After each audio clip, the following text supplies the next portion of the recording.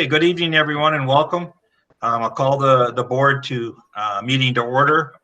Again, I apologize. I don't have my flag here, so we'll forgo the pledge for tonight. Everyone can say it to themselves if they'd like. But moving on, we'll go to agenda changes. I do not believe we have any. We do have an executive session, but that is scheduled. And that now leads us into presentations this evening to recognize our sectional winners. So I'll turn it over to Ryan. You gonna kick it off? Okay. Yeah. I'll do the quick kickoff here. Because I've been here just over a year, and this presentation is actually, already becoming an emerging pattern where we invite the girls soccer team in to be recognized by the Board of Education for a sectional champion. This is the first board meeting I officially attended at Avon. Was in the middle school library, and the girls soccer team came in to be recognized by the Board of Education. So this is really kind of a nice pattern that's emerging here. I'm going to turn it over to Mr. Englert, who typically has a few words to say, and then we'll go from there. So, Andy, we're going to give it to you. Thank you. It's great to see everybody, the Board of Education and administrators. I really appreciate everything that went through this year to have fall season with a few of our sports. And, I think the biggest thing is just being flexible and dealing with the challenges that we did. Credit goes to all of our coaches in the fall to be able to adjust. In our success for tonight in honoring Coach Benetti, she's on.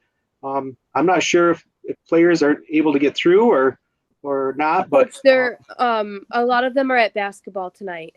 Oh, okay. Yeah, so they're not here because they're in the gym. Okay, so we do have some high risk skills and drills going on that. So I'm just going to go through. Girls soccer finished this year 15-0. They were LC Division II champions, Section 5 Class C champions. The team also won the Allegheny Livingston County Officials Board Sportsmanship Award. That's given, that's a pretty neat thing where, you win the title, you usually don't get that sportsmanship award. It goes down, and we were able to get both. The neatest thing too with the pandemic and the academic challenges, we were New York State Scholar Athlete Team Award winners with a 96.8. Coach Benetti also received Coach of the Year award for Section 5 Class C. And, many of our programs were very successful with all the challenges.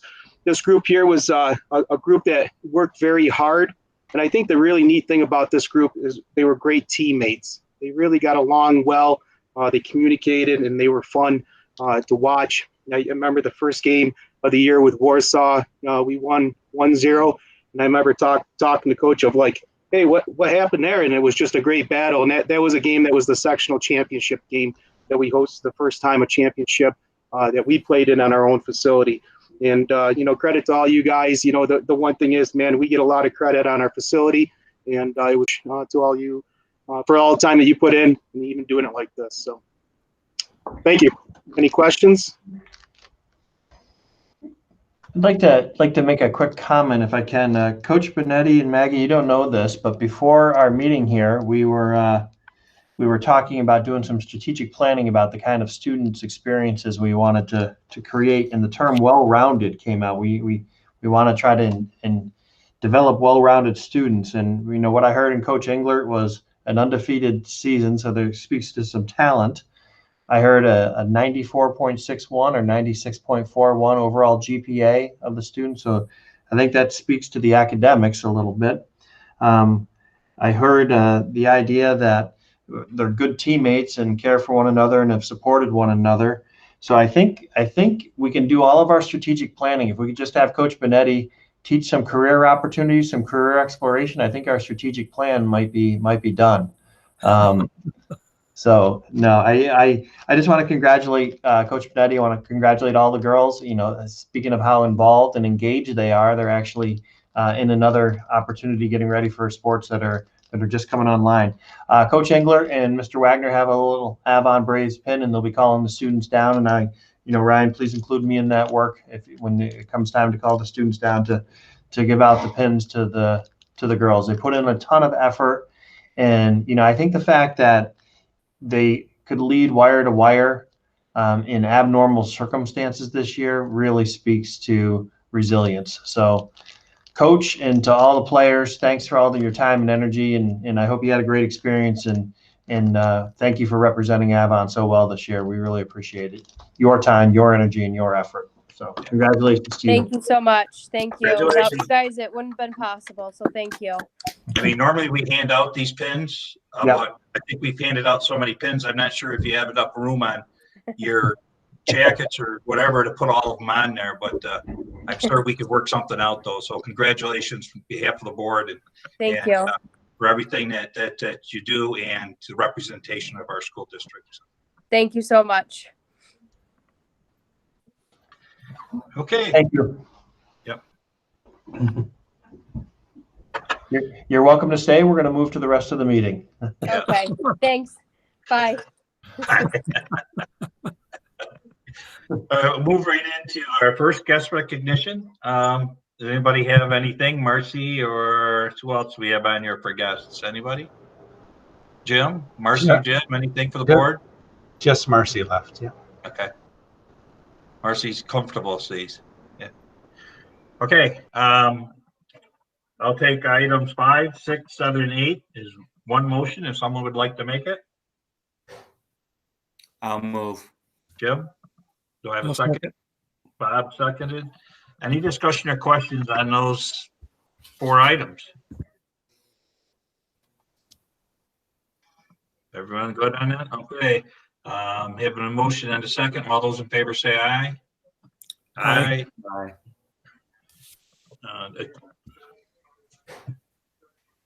Passed 5-0. Okay.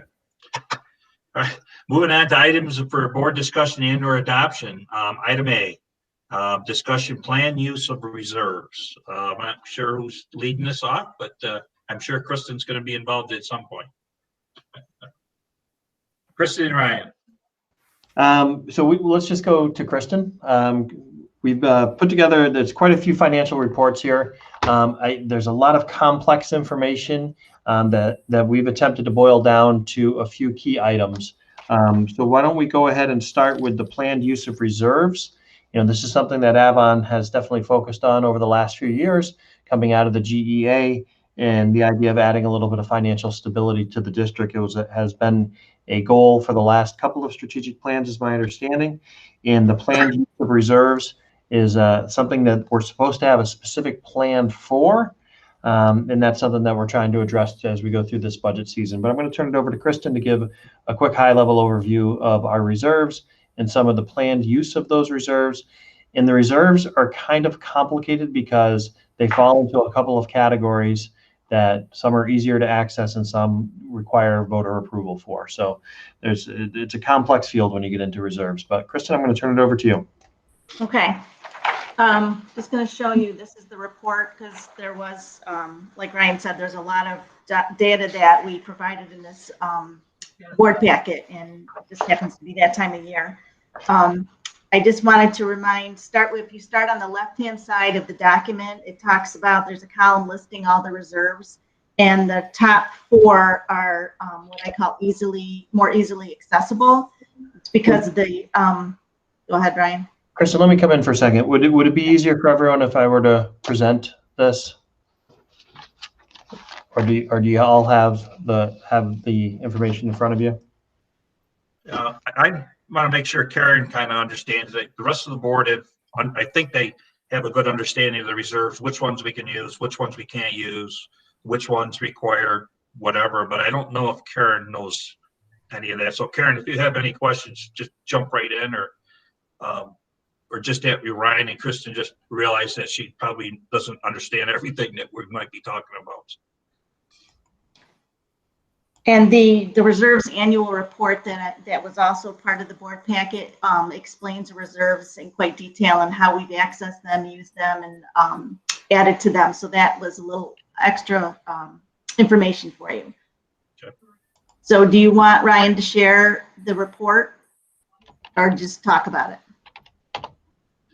Well, if you share it, you can talk about it at the same time. Yep. Okay.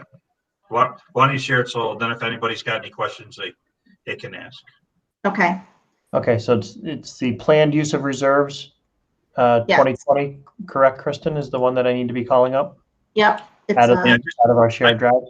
Yeah, I'm just not sure if they can, when we're on Zoom, if they go in and have their separate screen of the what you had on okay, we'll go with this.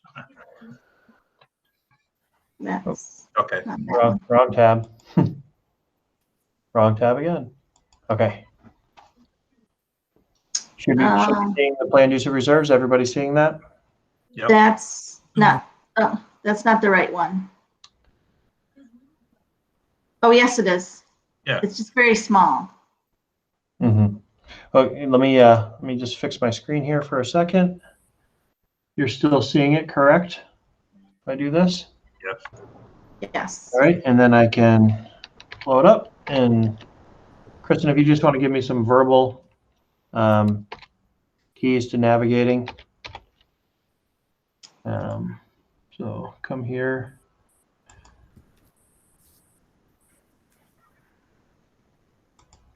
Does that help? Yep. Okay, go ahead, Kristen. Yep, so that's not exactly what we're looking at. Brian, I don't know. That's not the one that we have. That's like a beginning starting point. So I'll just keep talking while you're looking for the report. And So anyway, okay. the left-hand column lists all the reserves, whether they're restricted, need voter approval to spend from, et cetera. And the first column is the balance June 30th, 2020. And that we can't make any changes to. That is officially because the books are closed and the auditors have audited everything. And that's our starting point. The next columns are planned use for 2020-21, which is our current year. And we had included in the budget use of $20,000 from the ERS reserve and use of $100,000 from the capital reserve, which the voters approved when they approved our expenditure amount, because we explained in the budget newsletter that that's what we'll be using that for. And they also approved $100,000 for equipment purchases. So in that column, it lists, you can see the use of reserves, but I've also added $50,000 for use of unemployment claims, because that's what we are experiencing right now. I don't know where we'll end up. The board will approve the final expenditure amount when we get to that point at the end of the year. The board also discussed using, possibly if needed, $200,000 from the workers' comp and unemployment reserves based on monies that we were able to put in at the end of last year because of COVID, and we limited our spending. That was based on plans if we didn't get our state aid. The talk was about 20% withholdings, and the good news is as of last week, that's always changed. And that's a problem, is these reports that we're providing, budget documents and planned use, things change sometimes daily. So there's constant updates. The good news is we don't think we'll have to use that money, because the Division of Budget they had a spokesperson, Freeman Cloppett, put in the Schenectady Daily Gazette, saying that they had gone down to about 5%. So we were thinking that that's really what we should be using. Now they're saying that they don't think they're going to be taking any of our funds. So, and we should be restored to 100% by March 31st. So that's great news. So that the numbers of 200,000 from the two reserves in this year won't be used, but we will definitely most likely need to use them the following year because we have a budget gap. So the next couple of years, again, they're fluid because we will update them as things change every year, but we need to have like a base to really start at. So this is where I created a draft and went over this with Ryan, with the idea that we have funds that we know are available and we may need to use them as federal and state aids dwindle. So we have a plan, a suggested plan, and this is just starting for talking points, that next year we would use about $410,000, and then there would be a planned decrease use, because we don't want to be dependent on that when we're building our budget, because if we continue to use the reserves, there will eventually be nothing left. Great. And that's the idea of what we've talked about for many years. So in the bottom, I did put in there the goals: use fund balance to close budget gaps only when state aid has been drastically reduced. And the last time we had this plan was back in 2010, 2011, when we had our state aid drastically reduced. So there's a lot of detail on here. I don't know how much more discussion we can have, but this is definitely just a discussion point, and we can change this as you guys feel necessary. So I apologize. I didn't want to spend too much time clicking through the folders trying to find this particular document. Next time around, because this is going to evolve, I will be prepared to share the same one that you have in front of you. I think most of you have the Board of Education members have it in your packet. And so it's the rest of the meeting that you can't see the actual numbers. But what it does talk about is, as Kristen explained, there are some reserves that are easier to access and some that are more restrictive. The more restrictive ones are the ones that we need voter approval on. And what we are prepared to do based on our conversations is, depending on where the state aid comes in, be prepared to use certain reserves to help offset the impact of the lack of funding coming from the state in terms of the state aid runs.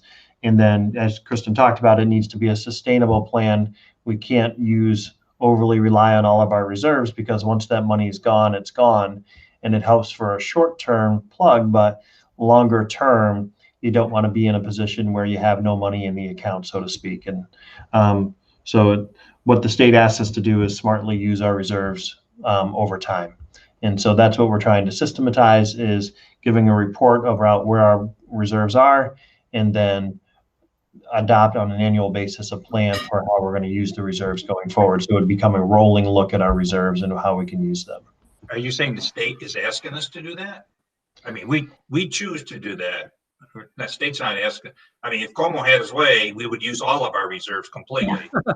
Yeah. You got to remember back the gap elimination, we had healthy reserves. You know, we're better off than most schools. So we had a time period where we weren't getting any money, but we knew at some point in time we were, because it's like a savings account. If you keep taking it out of it, pretty soon you're not going to have it there to use. But we had done a 5-year plan where we drew so much out of each one of those reserves. They were, some people might say they were overfunded. I would not say they were overfunded, because when I got on the board, we had no reserves. We were minus $2,000 in the hole, actually, no reserves. So you can see where we are now, and there's a reason why we're there now.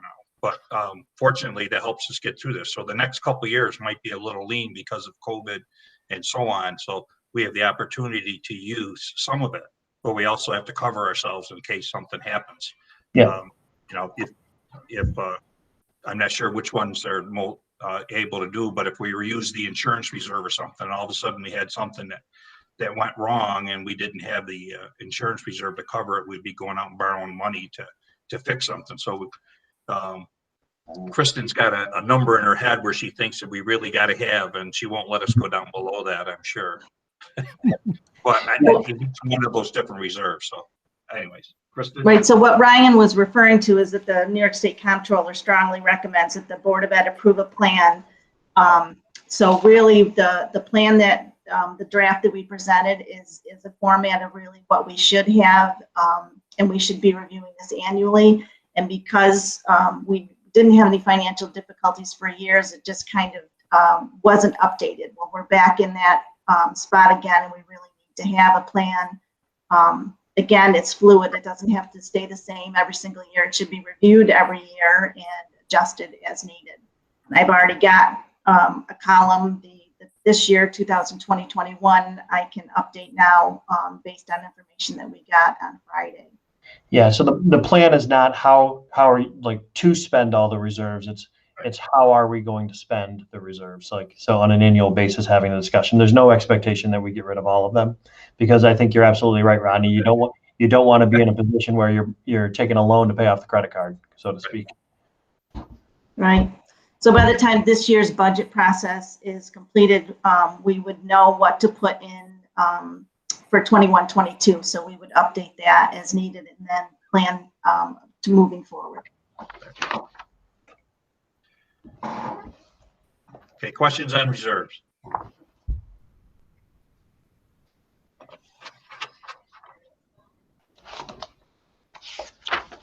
Did we just cover the fund balance and reserve annual report?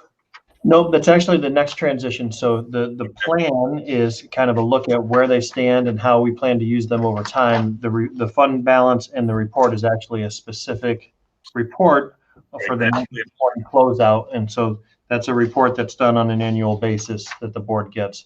So Kristen, do you want to hit the highlights of the plan for the 1920 annual report and maybe explain why it's the 1920 look? Yes, this had just happened to be a good time to update that. This is based on the information from the year end as of June 30th, 2020. And because we're talking about planned use of reserves, and I update this report annually, this was a good time to present this to the board. So everything is updated as far as interest earnings that were applied to each reserve. If we use the reserve, if we put money into the reserve by Board of Ed motion in board minutes. So everything is recorded in there so that you have like a history. And because it's getting very long, because I've showed so many years, I started to consolidate, like I think it was 2010 through 2015. And then I showed the most recent years for every one of the reserves.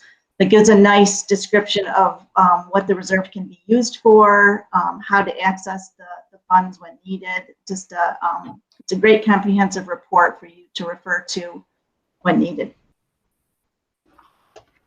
Does everybody see that? Does the board member see that, or you did see it in the packet, but you don't see it on your screen or have the ability to see it on your screen because you have Zoom up? Just want to make sure you guys are understanding or following. Yeah. You got it up? I see it. I have it up on another screen. I have it on another Follow. screen, another computer, yeah. Okay, because I don't have it in front of me, and I'm sitting there saying to myself, "Oh my God, I gotta put this up here." If someone's got a question, but okay, sorry. Anybody got any questions on?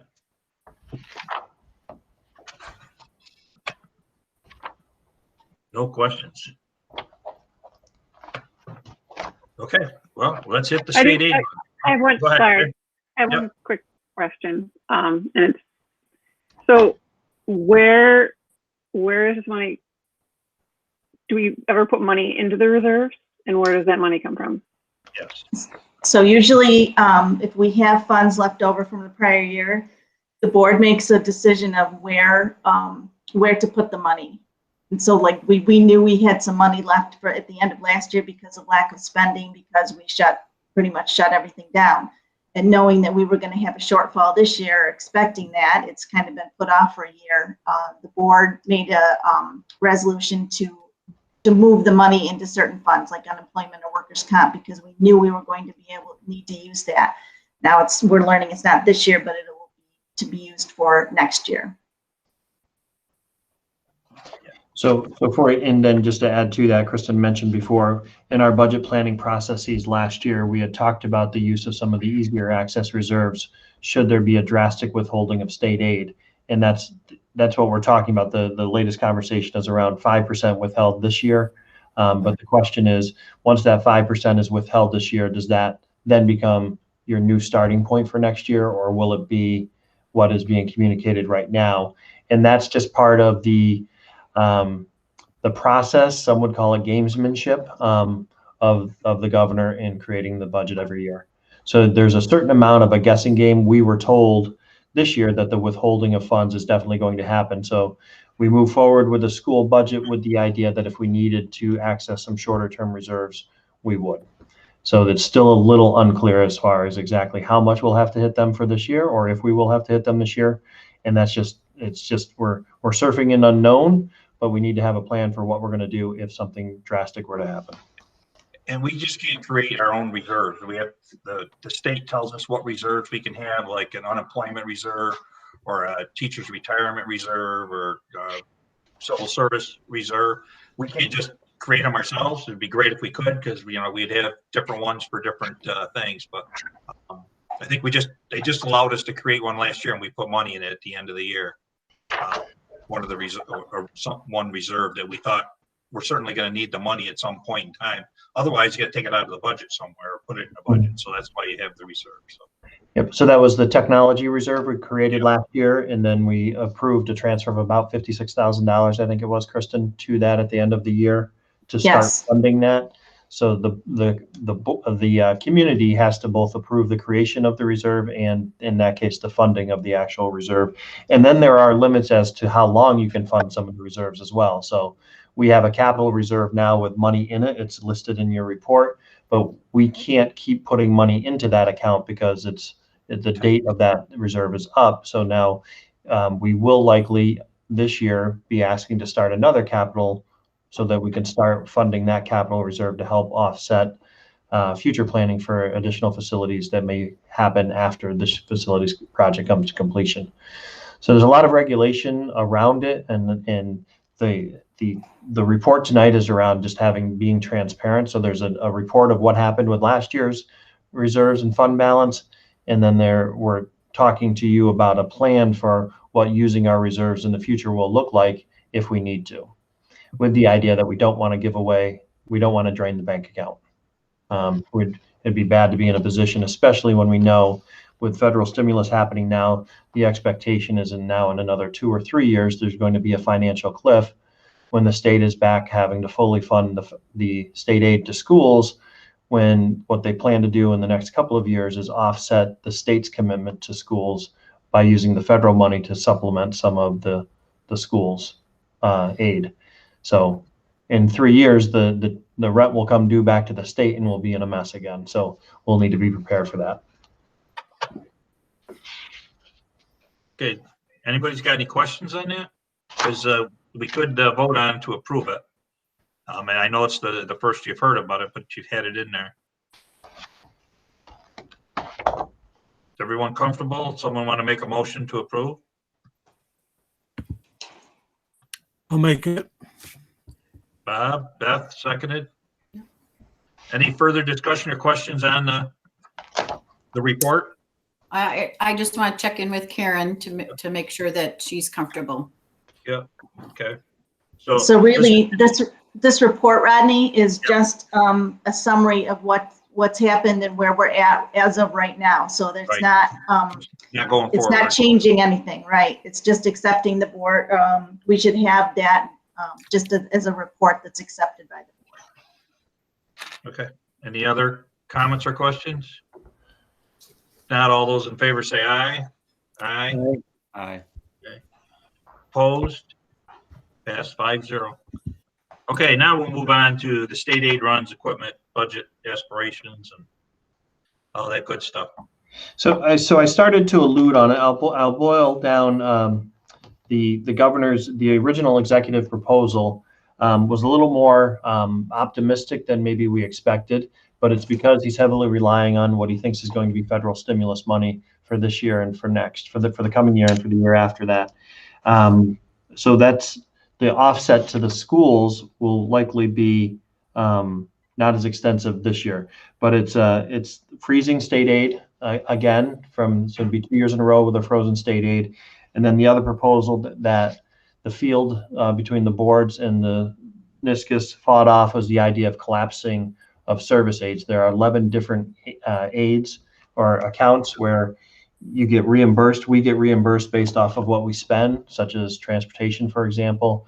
And so the proposal is to collapse those into one services aid category and then reduce the overall numbers given to the field and just have it be one in the future.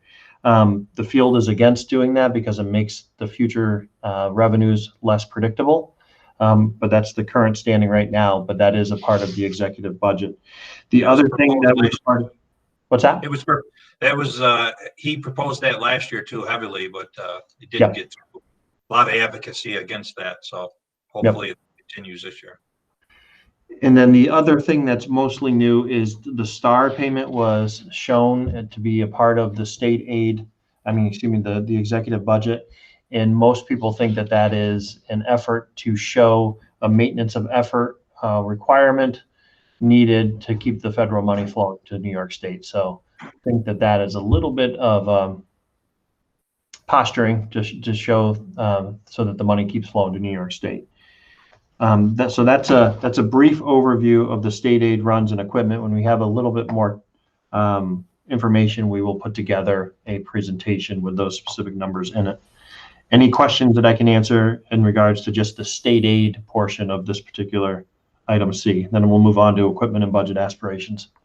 Brian, I just have one other thing to include and just point out is that we've had an enrollment decrease from this year from last year. So our income in kindergarten was a lot lower than the seniors are going out. And some of the state aid that we do get is driven by our enrollment numbers. So that has that comes to play in some of our state aid. And that will that's part of the reason why we have a decrease for next year. And may continue if our enrollment continues to decline. Okay, questions on the state aid itself? Okay, move on. Again, keeping in mind we're very early in the budget process, both the executive proposals, and then we're moving into the next 6 to 8 weeks of the items getting clarified. One of the things that the district is committed to as part of the financial plan is the capital outlay project. Capital outlay allows us to do $100,000 worth of capital, about $85,000 worth of capital repairs on an annual basis and get the aid back the following year. So you're able to do some of those higher expense maintenance issues that can't necessarily wait for a capital plan, but we also can't afford to just continually pay out of the general fund as things come up. So this year, if you recall, in order to help with the offset of the budget, we went to the voters and approved to fund the capital outlay from one of our existing capital reserves. The proposal for next year is that we'd go back to funding it from the general fund. And the plan is to begin to address some of the lighting in the middle school area to add some dimming capabilities and more efficient lighting through LED capabilities. And that's something that Tom and myself and Kristen and our architects have been looking into. And that's a sustainable capital outlay project that should yield some savings with the energy output, but also increase some of the functionality, some of the dimming. The things you don't think about. The dimming to be able to, sometimes the projection systems now, whether it's the teacher projecting to a board or the screen, depending on where the board is actually installed in the room, it may not make the most sense to just dim one bank of lights or to dim a different bank of lights. To having the functionality to be able to dim the whole classroom is what's being asked for in terms of the capital outlay project. So that's what we're thinking there, and the architects are on board with that. I think it's a worthwhile pursuit. So I've jumped to the capital outlay. Any questions I can answer for you on that? I just say that keep in mind, we're doing our goals now, and we're talking about facilities and making classrooms, enhance them for learning and so on like that. So when we talk about these capital outlays, and it sounds like you guys have already done this, but with the lighting, but we should keep what we're doing in our heads on our goal, what we're trying to achieve here. So it sounds like, if you have mood lighting, that's even better, right? You learn better in the mood. No, we're just going to have a lot of natural light, a lot of glass everywhere and natural light. Right. Great. Then we're into the nuts and bolts. I will go back and share my screen to discuss some of so we do have a capital reserve that we typically buy vehicles and equipment out of. And each year we spend approximately $100,000 to $120,000 out of that. And we have to go to the community to vote on what it is that we can purchase. So if you recall, last year we approved the purchase of a softball scoreboard. We also, another big item was the Tom getting a replacement truck on his 5-year replacement of some of his equipment in the facilities area. There were items set aside for flexible seating. Unfortunately, the flexible seating money was repurposed to be, we're considering our COVID glass and plexiglass, and some of those barriers, some of that equipment had to be repurposed in that way. But each year, the board eventually approves the plan, hopefully, but we go to the administrators, and the administrators talk to their teachers about the things that they're looking for that would fall into this category in terms of equipment and vehicle purchasing. So we are in the preliminary phases of beginning to work through where we're at. It looks as though we're going to come in right around the budget, whereas last year we were significantly way over, and we had to go back and do some additional planning to get to where we wanted to be. So let me just share screen 1 here, and then I believe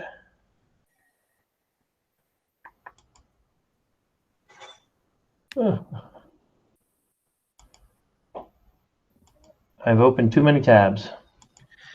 So Karen, just for your benefit, we've been doing this, I don't know, probably for the last, at least I think 10 years or so, but once we were able to create an equipment reserve, we pulled all equipment, that would be desks, trucks, and so on, out of the budget, because we would find ourselves, and we didn't have that, where our budgets would be jumping up and down. One year it might be 6 or 7%, or depending on what we had to buy. So all that equipment was in there.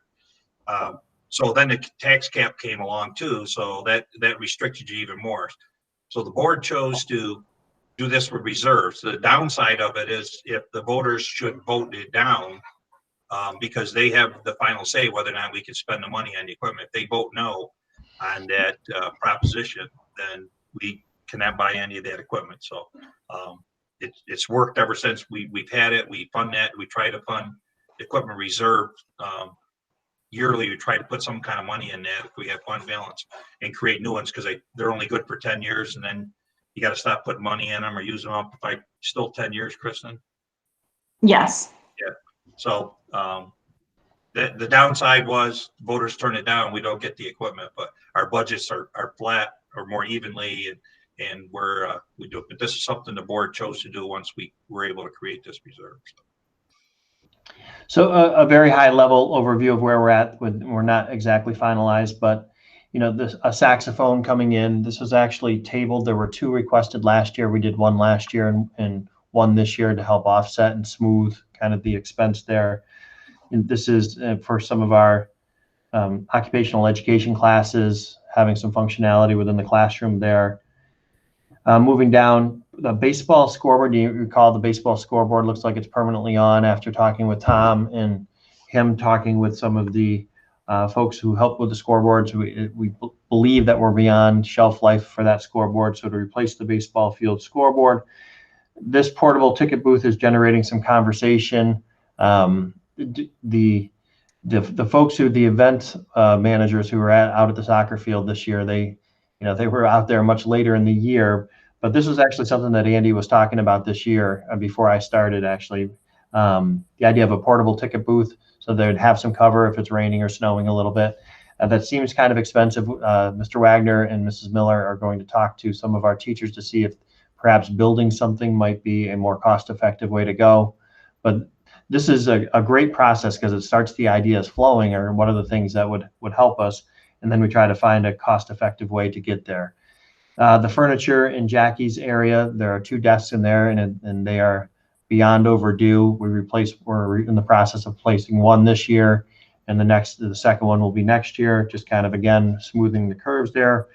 Part of Tom's equipment, his 5-year plan, is a stake truck, which is basically a truck with the flatbed and the fencing around it in the back that allows for hauling.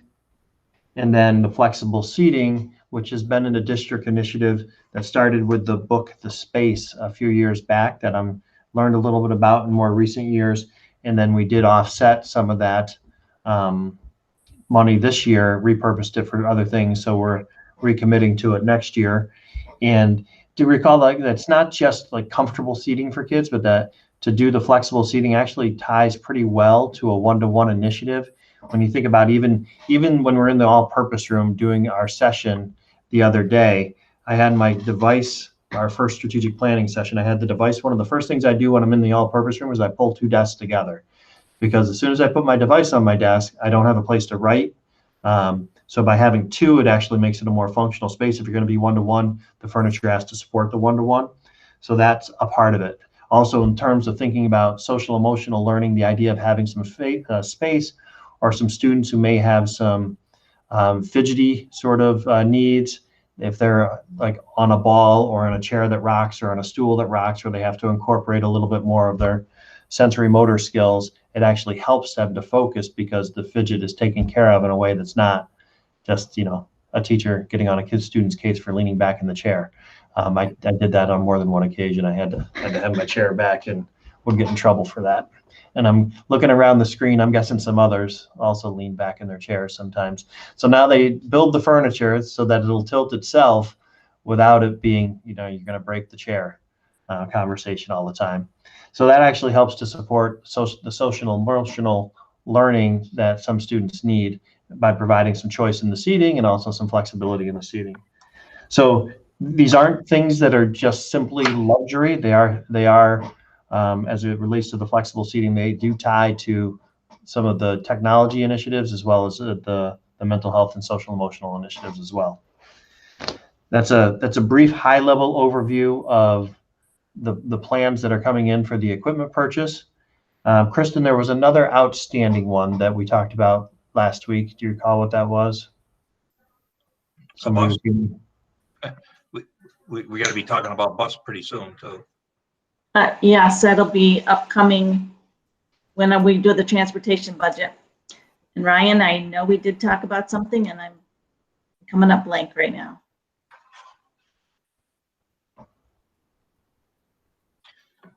Okay, and then this is just a guide.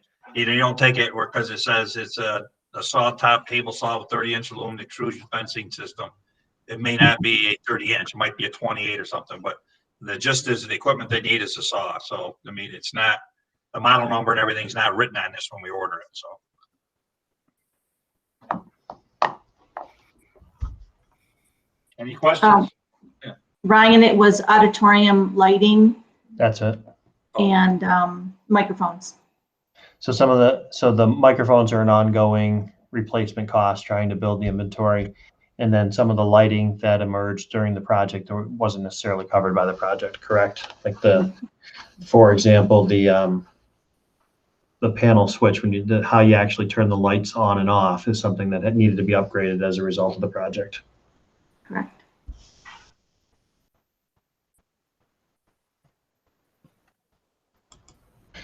Okay, and then the last item is budget aspirations. So we've been having some conversations about budget aspirations. It's kind of an interesting year to think about budget aspirations, because as you said, Rodney, we had 2 primary reviews going on. One is the strategic planning initiative that we're starting to gain some traction around.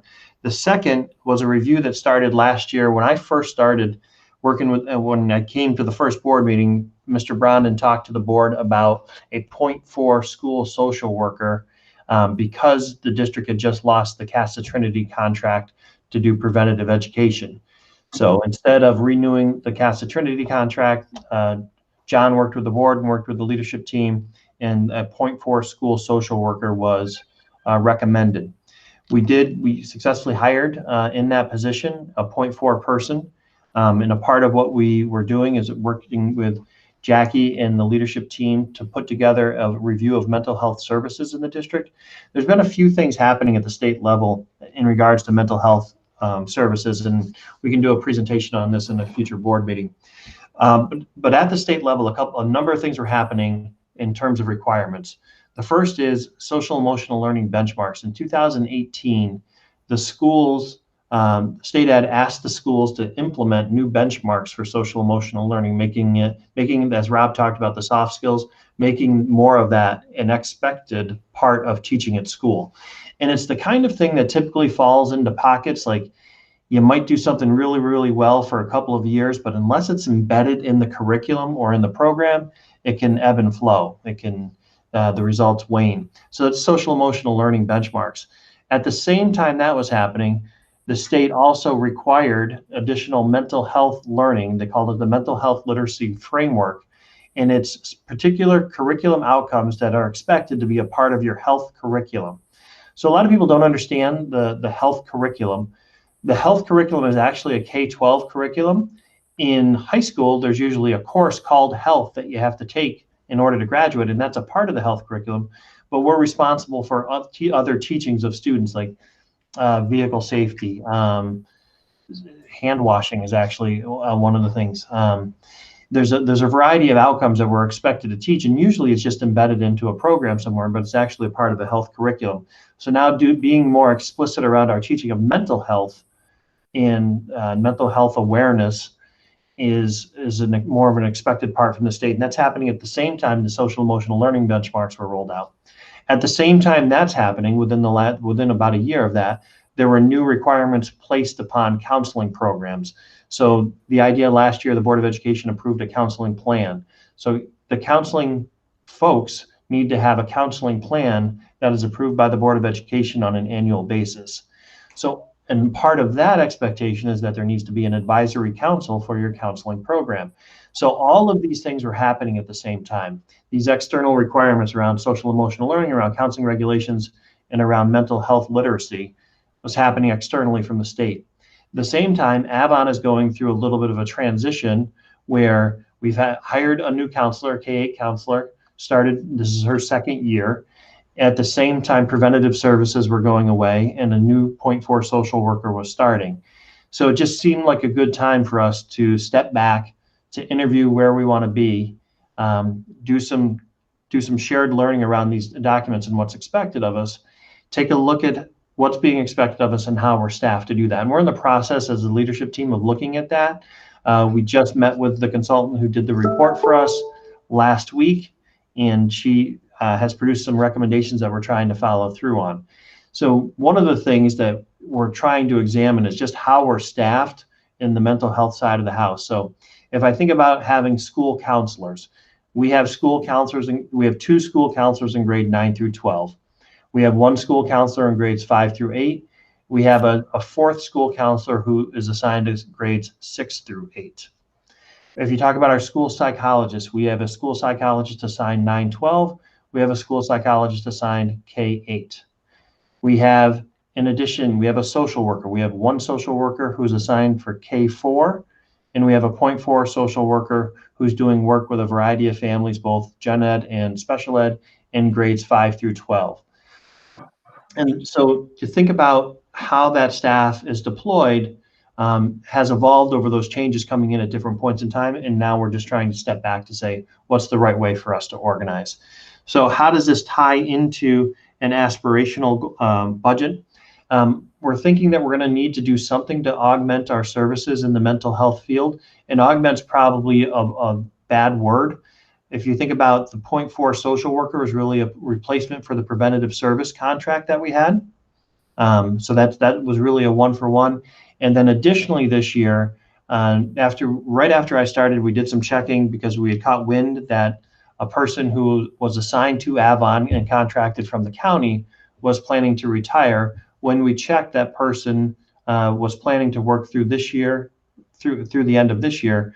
But then when COVID hit, circumstances changed, and she retired at the end of last year. So we lost what was nearly a full-time caseworker in Donna Rivers, who was the replacement for Dan Thompson, who was with Avon from the county for about 10 years prior to that. So all of that to say, we did the 1-to-1 replacement for the preventative, and then we lost nearly a full-time caseworker that we let go. We didn't bother, well, we checked with the town at the beginning of the year. They weren't ready to, and Jackie can probably fill us in a little bit more on this. They weren't ready to reassign someone to us. And we were also being told that it's going to be a tough budget year. And we were doing the review. So we decided to hit pause, see where the review would take us, and see how that it can inform the staffing that we might need to address. The latest thinking is that we probably, at the least, should consider making that .4 social worker a full-time social worker, so that we would have 2 psychologists, 2 full-time social workers, and 4 full-time counselors, and then take a look at the work. And as we can better develop the work, that might allow us to deploy staff in a way to help us accomplish what we want to accomplish. The true hit to the budget would be about let me check my numbers here.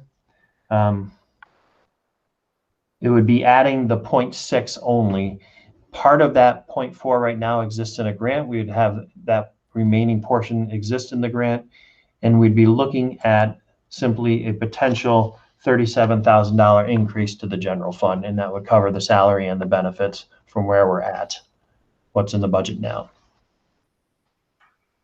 So very long-winded explanation, but I wanted to get to the idea that it's resulting from a lot of changes from the state and us taking a look at how we're currently staffed in-house and deal with some of the transitions that have taken place in the mental health department over the last couple of years.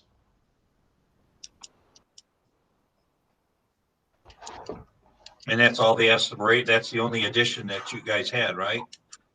As far as staffing, yes. The only other items that are coming in, when we think about Alabriva, she's going to produce a report for us this year.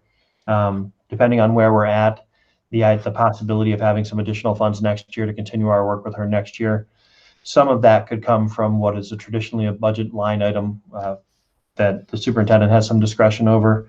If we needed to move it back to that, we could. And then a second thing that's emerging from the Alabriva education, and also has to do with professional development expectations, is around cultural bias and implicit bias that we're supposed to do formalized training on.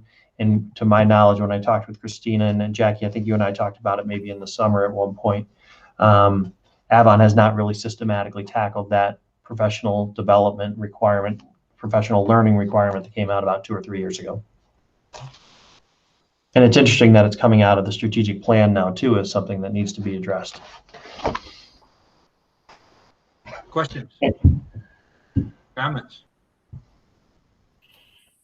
So it does make sense that with that position, given what we were talking about with the strategic planning and how that additional making it at full time will only serve us even more so. Yep. I think it makes sense too. Yeah. Yep. Okay.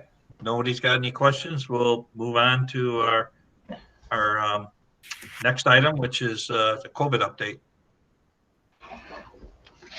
Brief hitters here on the COVID update. You may see that the testing numbers are way down. What I'm cautioned is because that the number of tests being given is way down.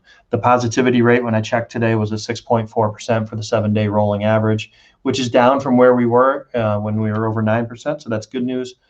But the testing, the counts are going to be a little misleading at this point because there's so much less testing going on. Vaccines, Kristen is doing an incredible job. There's a good partnership between the Livingston County Schools and the county health department, but it's just a crazy landscape. When I came to school today, we had 111 doses. By about 11 o'clock today, we had 75 doses, not just Avon, but the schools in the county. We had 75 doses, and by the end of the day, we were back up to 100 doses. So that kind of fluctuation is just hard to manage. Kristen and Michelle Burke have done an excellent job of keeping a list of folks who are next in line based on the randomized process that we're using and communicating with those folks. We're doing the best we can to grab times and to provide coverage for one another so that people can get in for their vaccines. As of right now, we have about 80 people who are still seeking the first dose. It's going to get tricky in another couple of weeks when the first dose people are coming up at the same time as the second dose people are coming up. And right now the county's not sure how many doses they're going to have. They've been promised enough for the second doses, but to be able to keep augmenting, they're not sure exactly what's going to happen. So we're just trying to be flexible. We get a certain number, so when it's 100 doses, Avon gets 13 doses for the 1B folks at Avon. And so it's based off of beds code. So we have about 13% of the student population in Livingston County. So that's how it's determined. We get 13 out of 100. That's what I know for COVID updates at this point. Can I answer any questions?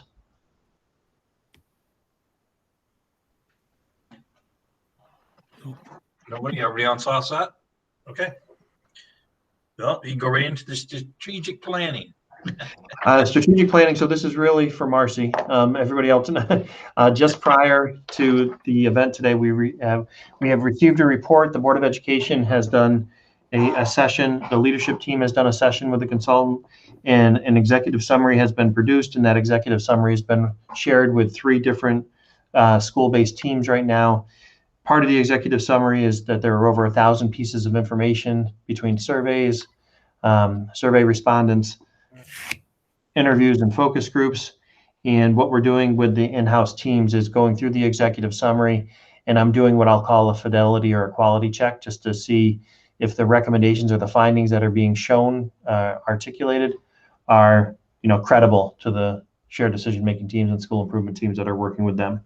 So we're continuing to work through that. The board and the leadership team had an hour-and-a-half joint planning session just prior to this meeting, where we started working on recommendations, priorities, and goals. And we didn't quite finish, so we have some additional work to do.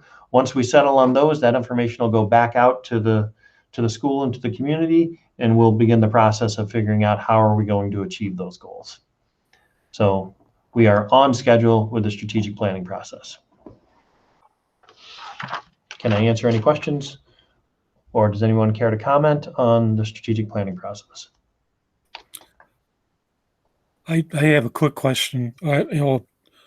Just thank you for bringing this up, because we, for me, it's just exactly what I wanted to do, is just be able to sit down and talk with, the entire staff about what's necessary and how to get it. So I really appreciate that. Thank you. Anybody else got any comments?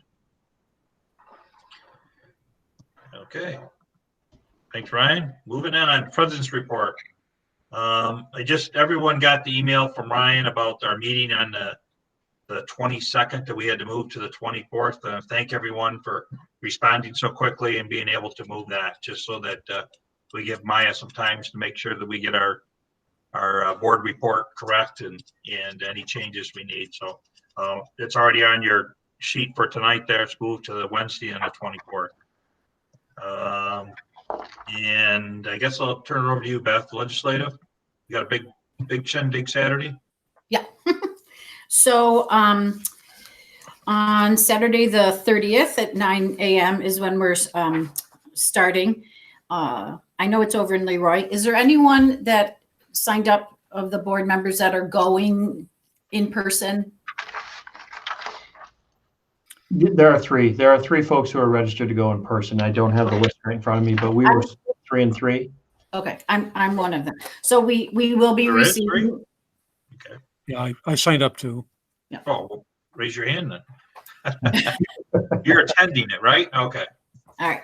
So we will be receiving an Excellent in Student Service Award. And Pat Burke also shared, and in your email, all of the legislative leaders that they invited. So they're continuing to work on that. And he also reminded us about registering for the Capitol Conference, which we did. So a big shout out and thank you to Maya for taking care of that. This is a question for Ryan Piketty. One of the GVSBA executive people, Dave Woodruff, asked about a guidance document for us in preparation for the 30th. So we might have some questions to ask, that kind of thing. He happened to mention maybe getting in touch with the superintendent's legislative committee. Do you know if, as a superintendent, there was any conversation about doing some type of a guidance document for us for that day? Yeah, it was talked about in our regional meeting on Thursday, and Daryl McLaughlin from Perry is the president of that particular legislative action item, and they've done a survey and they're going to be getting us some of the talking points, but okay. I don't have that. Okay. And then just in line with what Ryan was talking about, so for anything, if you wanted anything more specific that Kristen and Ryan were talking about, the executive budget came out. That was on the 19th. NYSBA's budget analysis is on there.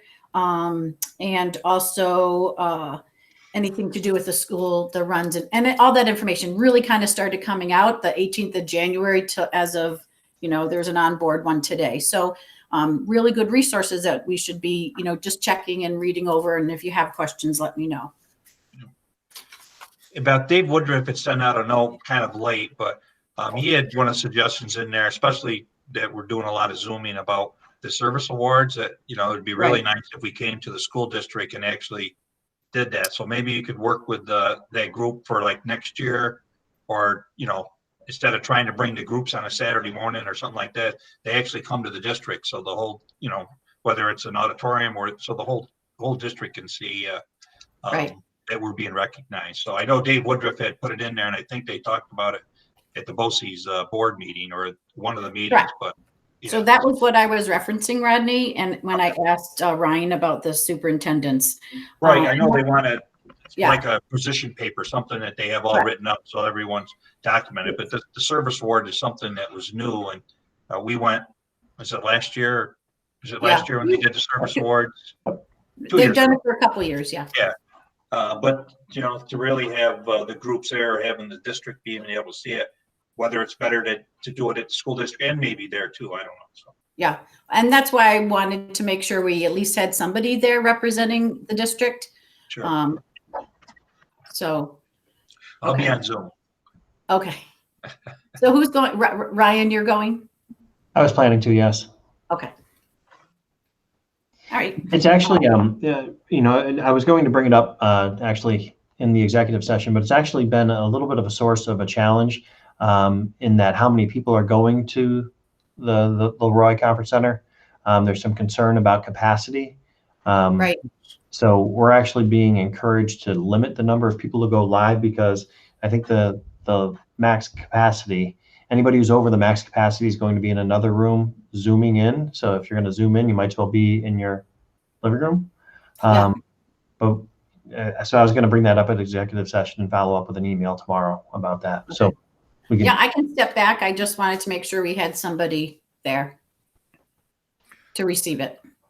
Well, the top room, the conference room will hold 30 people.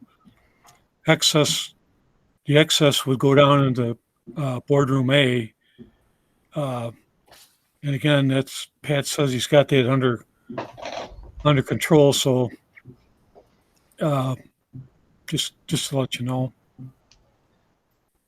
Still, it's still the people having to move around and use restrooms like this. It becomes pretty tight, even 30 up in that room. Yeah. For myself, then I'll contact Sandra Lee for myself and ask her to send me the Zoom link. So thank you for that.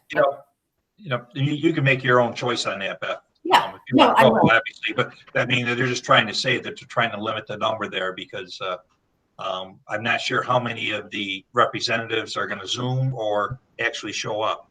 I know they got a group, but we don't know if some of them are going to Zoom in or some of them are going to show up. So, okay. I don't know if they have a number yet. Why don't I follow up with an email tomorrow with a little bit more specific information? Yeah, and then we'll have a better sense of what you do. I don't think you need to contact Sandra just yet, Beth, but okay. Let me communicate a little bit more before people start making decisions now. Okay.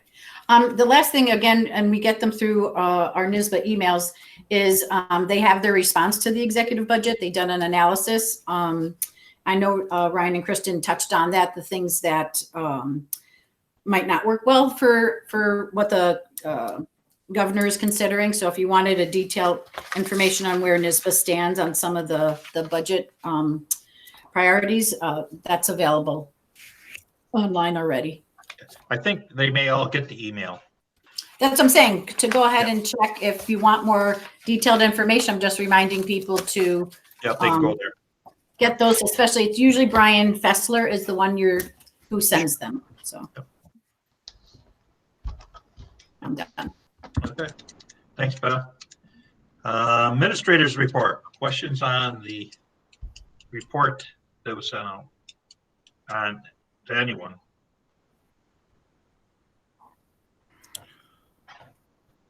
Did any of the administrators got anything they want to add? Very much shaking her head no. Okay, no one's got anything. We'll move on to the superintendent's report. We know he's got something. I just got one thing. Next week is the first, if you recall, back when things were more normal, we agreed to start a late arrival professional development opportunity for faculty and staff. We had one scheduled for October, but we repurposed that to do our planned remote day, which turned out to pay big dividends in terms of additional classrooms going remote after that. We decided at the time to keep the late arrival days. They're built off our 2-hour delay schedule. And the purpose is to just simply allow some time for people to do the professional learning and or curriculum work that's needed when you need to have a clear brain to do those things. So Jackie and Christina have worked really hard along with the rest of the leadership team to put together a schedule that allows for people who need to focus on a variety of different things, whether it's some professional learning related to iReady and using the results of iReady, some focused curriculum writing, helping us to advance the CD23 work of trying to have an articulated curriculum in eDoctrina by 2023. The speech teachers are able to get some focused, the speech workers some focused professional learning on their own.